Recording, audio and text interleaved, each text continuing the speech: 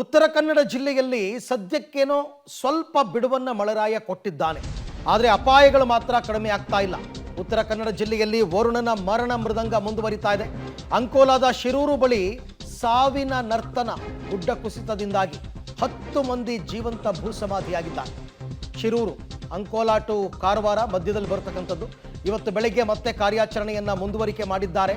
ಅಂದರೆ ಆ ರೋಡೆಲ್ಲ ಇವ್ಯಾಕ್ಯುಯೇಟ್ ಮಾಡಬೇಕಲ್ಲ, ಯಾವುದೇ ಕ್ಷಣದಲ್ಲಿ ಮತ್ತಷ್ಟು ಗುಡ್ಡ ಕುಸಿತ ಸಾಧ್ಯತೆ ಅಂತ ಹೇಳ್ತಾ ಇದ್ದಾರೆ. ಕುಸಿದ ಗುಡ್ಡದ ಪಕ್ಕದಲ್ಲೇ ಮತ್ತೆ ಕಾಣಿಸ್ಕೊಂಡಿದೆ ಬಿರುಕು. ಹಾಗಾಗಿ ಈ ಪರಿಸ್ಥಿತಿ ಕ್ಷಣದಿಂದ ಕ್ಷಣಕ್ಕೆ ಹೆಚ್ಚುತ್ತಾ ಇದೆ. ಬಿರುಕಿನ ಪ್ರಮಾಣ ಮತ್ತೆ ಗುಡ್ಡ ಕುಸಿತ ಆಗುತ್ತಂತೆ. ಅಲ್ಲಿಗೆ 6 ಕಿಲೋಮೀಟರ್ ವೆಹಿಕಲ್ಸ್ ನಿಂತಿದೆಯಲ್ಲ, ರೋಡ್ನ ಕ್ಲಿಯರ್ ಮಾಡಿಕೊಟ್ರೆ ಪಾಸ್ ಆಗೋದಕ್ಕೆ ಅವ್ರು ಇನ್ನೂ ಅಲ್ಲೇ ಇರಬೇಕು. ಹಾಗಾದರೆ ಈಗ ನೋಡಿ, ಸದ್ಯಕ್ಕೇನೋ ಅಲ್ಲಿ ಮಣ್ಣನ್ನು ತೆರವು ಮಾಡುವಂತಹ ಕೆಲಸ ಕಾರ್ಯಗಳು ನಡೀತಾ ಇದೆ. JCBಗಳು ಬಂದಿವೆ, ಹಿಟಾಚಿ ಬಂದಿದೆ. ಕೆಲವೆಲ್ಲ ಮಣ್ಣನ್ನು ತೆಗೆದು ಬೇರೆ ಕಡೆಗೆ ಸಾಗಿಸ್ತಾ ಇದ್ದಾರೆ. ಕೆಲವು ಮಣ್ಣನ್ನು ನದಿಗೆ ಬಿಡ್ತಾ ಇದ್ದಾರೆ, ಗಂಗಾವಳಿ ನದಿಗೆ. ಸೊ ಹೀಗಿದ್ರೂ ಕೂಡ ಆ ಗುಡ್ಡ ಏನಿದೆ, ಕುಸಿತವಾದ ಗುಡ್ಡ ಪಕ್ಕದಲ್ಲೇ ಬಿರುಕು ಬಿಡ್ತಾ ಇದೆಯಂತೆ. ಕ್ಷಣದಿಂದ ಕ್ಷಣಕ್ಕೆ ಬಿರುಕು ಜೋರಾಗ್ತಾ ಇದೆ. ಅದು ಯಾವಾಗ ಬೇಕಾದ್ರೂ ಬಂದು ಕುಸಿಬೋದು. ಆವಾಗ ಮತ್ತೆ ರೋಡ್ ಬ್ಲಾಕ್ ಆಗುತ್ತೆ, ಮತ್ತೆ ತೆಗಿಬೇಕು. ಪಾಪ ಆ ರಸ್ತೆಯಲ್ಲಿ ಟ್ರಕ್ ಚಾಲಕರು ಏನು ಸಿಕ್ಕಾಕೊಂಡಿದ್ದಾರೆ, ಅವ್ರಿಗಂತೂ ಇವಾಗ ಊಟ ಇಲ್ಲ, ತಿಂಡಿ ಇಲ್ಲ, ಹಿಂದಕ್ಕೂ ಹೋಗೋಕ್ಕಾಗಲ್ಲ, ಮುಂದಕ್ಕೂ ಬರೋಕ್ಕಾಗಲ್ಲ. ಈ ರೀತಿಯಾದಂತಹ ಸನ್ನಿವೇಶ. ಮತ್ತೊಂದು ಕಡೆ ಇಲ್ಲಿ ಮಣ್ಣನ್ನು ತೆಗೆಯೋದರ ಜೊತೆಗೆ ಅದರ ಅಡಿಯಲ್ಲಿ ಯಾರ್ಯಾರು ಸಿಕ್ಕಾಕೊಂಡಿದ್ದಾರೆ, ಯಾಕಂದರೆ ಮೃತದೇಹಗಳು ಸಿಕ್ಕಿದೆ ಅಲ್ಲಿ. ಇನ್ನೂ ಯಾರಾದರೂ ಇದ್ದಾರಾ, ಅಥವಾ ಏನಾದರೂ ವೆಹಿಕಲ್ಸು, ಬೈಕು ಮತ್ತೊಂದು ಏನಾದರೂ ಸಿಗುತ್ತಾ, ಎಲ್ಲವನ್ನ ನೋಡಿಕೊಂಡು ಸೂಕ್ಷ್ಮವಾಗಿ ಕೆಲಸವನ್ನು ಮಾಡಬೇಕಾಗಿದೆ. ಈ ಬಗ್ಗೆ ಮತ್ತಷ್ಟು ಮಾಹಿತಿ ನನ್ನ ಕೊಲೀಗ ಸುನಿಲ್ ಅವರಿಂದ. ಈಗ ಗುಡ್ಡ ಕುಸಿತವಾದ ಜಾಗದ ಪಕ್ಕದಲ್ಲೇ ಮತ್ತೆ ಗುಡ್ಡ ಕುಸಿಯುವ ಆತಂಕ ಅಂತ ಹೇಳ್ತಾ ಇದ್ದಾರೆ. ನಿನ್ನೆ ಎಲ್ಲ ಸತೀಶ್ ಸೈಲ್ ಅವರು, ಮಂಕಾಳ್ ವೈದ್ಯ ಅವರೆಲ್ಲ ಈ ರಸ್ತೆ ನಿರ್ವಹಣೆ ಮಾಡ್ತಾ ಇರತಕ್ಕಂಥದ್ದೇ ಕಳಪೆ ಕಾಮಗಾರಿ, ಹಾಗಾಗಿ ಈ ಥರ ಆಗ್ತಿದೆ ಅಂತ. ಸೊ ಈಗಿನ ಅಪ್ಡೇಟ್ಸ್ ಏನಿದೆ ಅಂತ? ಅರವಿಂದ, ನಿಜಕ್ಕೂ ಕೂಡ ಮತ್ತಷ್ಟು ಆತಂಕಗಳು ಎದುರಾಗ್ತಾ ಇರುವಂಥದ್ದು ಕಾರ್ಯಾಚರಣೆಗೆ. ಯಾಕಂದರೆ ನೀವು ದೃಶ್ಯಾವಳಿಗಳಲ್ಲಿ ನೋಡ್ಬೋದು, ಒಂದು ಕಡೆ ಒಂದು ಇಟಾಚಿಗಳ ಮೂಲಕ ರಸ್ತೆಯನ್ನು ತೆಗೆಯುವಂಥ, ರಸ್ತೆ ಮೇಲೆ ಬಿದ್ದಿರುವಂಥ ಮಣ್ಣನ್ನು ತೆಗೆಯುವಂಥ ಕಾರ್ಯ ನಡೀತಾ ಇದ್ದರೆ, ಅದರ ಪಕ್ಕದಲ್ಲೇ ಮತ್ತೊಂದು ಆತಂಕ ಕ್ಷಣದಿಂದ ಕ್ಷಣಕ್ಕೆ ಆ ಗುಡ್ಡಕ್ಕೆ ಹಚ್ಚಿಕೊಂಡು ಮತ್ತಷ್ಟು ಗುಡ್ಡ ಈಗ ಬಿರುಕು ಬೀಳ್ತಿರುವಂಥದ್ದು ನಿಮಗೆ ಇಲ್ಲಿ ಕಾಣಸಿಗ್ತಾ ಇರುವಂಥದ್ದು. ಬೆಳಗ್ಗೆಯಿಂದಲೂ ಕೂಡ ಗುಡ್ಡದ ಬಿರುಕಿನ ಪ್ರಮಾಣ ಜಾಸ್ತಿನೇ ಆಗ್ತಾ ಇದೆ.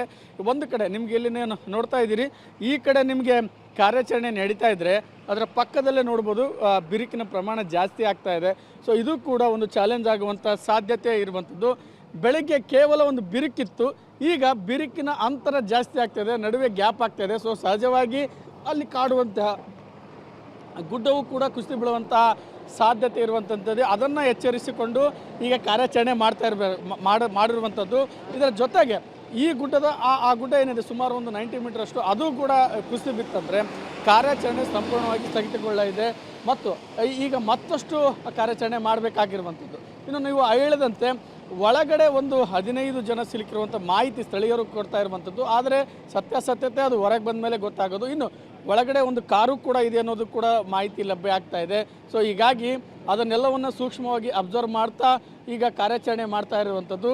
ಅದರ ಜೊತೆಗೆ ಈಗ ಗುಡ್ಡದ ಪ್ರಮಾಣ, ಕುಸಿಯುವಂಥ ಪ್ರಮಾಣ ಜಾಸ್ತಿ ಆಗ್ತಿರುವಂಥದ್ರಲ್ಲಿ ಇದು ಕೂಡ ಚಾಲೆಂಜ್ ಆಗ್ತಾ ಇದೆ. ಸೊ ಹೀಗಾಗಿ ಕಾರ್ಯಾಚರಣೆಗೆ ಅಡಚಣೆ ಆಗುವಂಥ ಸಾಧ್ಯತೆ ಇರುವಂಥದ್ದು. ಅರವಿಂದ್, ನೀವು ಇಲ್ಲಿ ನೋಡ್ಬೋದು, ನೀವು ಹೇಳಿದಂತೆ ಯಾಕೆ ಕಳಪೆ ಕಾಮಗಾರಿ ಅಂತ ಆರೋಪಗಳು ಕೇಳಿ ಬರ್ತಾ ಇದ್ದಾವಂತೆ.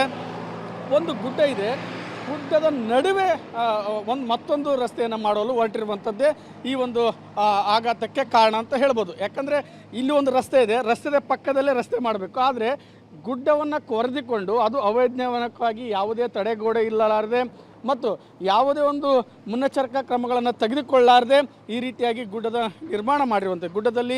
ಗುಡ್ಡವನ್ನು ಕೊರೆದು ರಸ್ತೆಗೆ ನಿರ್ಮಾಣಕ್ಕೆ ಮುಂದಾಗಿರುವಂಥದ್ದೇ ಅಪಾಯಕ್ಕೆ ಕಾರಣ. ನೀವು ನೋಡ್ಬೋದು ದೃಶ್ಯಾವಳಿಗಳಲ್ಲಿ, ಕೆಳಗಡೆ ಈಗಾಗಲೇ ಟಾರ್ ಹಾಕಿದ್ದಾರೆ, ಆದರೆ ಅಲ್ಲಿ ಕಾಣುವಂತಹ ಯಾವುದೇ ಒಂದು ಗುಡ್ಡಕ್ಕೆ ಯಾವುದೇ ತಡೆಗೋಡೆ ಇಲ್ಲ. ಸೊ ಇದೇ ಒಂದು ಆಘಾತಕ್ಕೆ ಕಾರಣವಾಗಿರುವಂಥದ್ದು.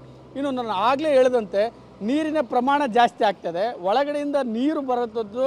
ಈಗ ಮಣ್ಣಿನ ಒಳಗಡೆ ನೀರು ಸುಲುಕಿ ಜರಿ ಸೃಷ್ಟಿ ಆಗ್ತಾ ಇದೆ. ಸೊ ಈ ಜರಿ ಏನಾದರೂ ಮತ್ತಷ್ಟು ಜಾಸ್ತಿ ಆದರೆ ಗುಡ್ಡವು ಕೂಡ ಕುಸಿದು ಬೀಳುವಂಥ ಸಾಧ್ಯತೆ ಇರುವಂಥದ್ದು. ಇಲ್ಲಿ ನೋಡ್ಬೋದು, ಈ ಒಂದು ರಸ್ತೆಯ ಒಂದು ಇಂಜಿನಿಯರ್ಗಳ ತಲೆ ಯಾವ ರೀತಿ ಇದೆ. ಇಲ್ಲಿ ನಡುವೆ ಒಂದು ಗುಡ್ಡ ಇದೆ, ಪಕ್ಕದಲ್ಲಿ ಒಂದು ರಸ್ತೆ, ಅದರ ನಡುವೆ ಒಂದು ರಸ್ತೆ. ಸೊ ಹೀಗಾಗಿ ಯಾವುದೇ ಒಂದು ಪ್ಲ್ಯಾನ್ಡ್ ಇಲ್ಲ ಅಂತ ಕಾಣಿಸ್ತಾ ಇರುವಂಥದ್ದು ಸದ್ಯಕ್ಕೆ. ಸೊ ಈ ಬಗ್ಗೆ ಜಿಲ್ಲಾಡಳಿತವೇ ಸ್ಪಷ್ಟಪಡಿಸಬೇಕು, ಯಾವ ರೀತಿ ಯಾಕೆ ಈ ರೀತಿಯಾಗಿ ರಸ್ತೆಯನ್ನು ನಿರ್ಮಾಣ ಮಾಡಲಾಗ್ತಾ ಇರುವಂಥದ್ದು ಅಂತದ್ದು. ಈಗಾಗಲೇ ರಕ್ಷಣಾ ಕಾರ್ಯ ಸ್ಟಾರ್ಟ್ ಆಗಿದೆ. ಆ ಕ್ಯಾಂಟೀನ್ ಏನು ಗುಡ್ಡದ ನಡುವೆ ಮುಗಿಸಿದೆ ಅಂತ ಹೇಳಲಾಗ್ತಿತ್ತು, ಆ ಕ್ಯಾಂಟೀನ್ನ ಪಿಲ್ಲರ್ ಕೂಡ ಈಗ ಕಾಣಿಸಿಕೊಂಡಿರುವಂಥದ್ದು. ಸೊ ಹಾಗಾಗಿ ಅಧಿಕಾರಿಗಳು ಸ್ಥಳದಲ್ಲಿ ನಿಂತು ಒಂದು ಮೃತದೇಹಗಳು ಏನಾದರೂ ಸಿಗಬಹುದಾ ಅನ್ನೋ ನಿಟ್ಟಿನಲ್ಲಿ ಕಾರ್ಯಾಚರಣೆ ಮುಂದುವರಿಸ್ತಿರುವಂಥದ್ದು. ಅರವಿಂದ್.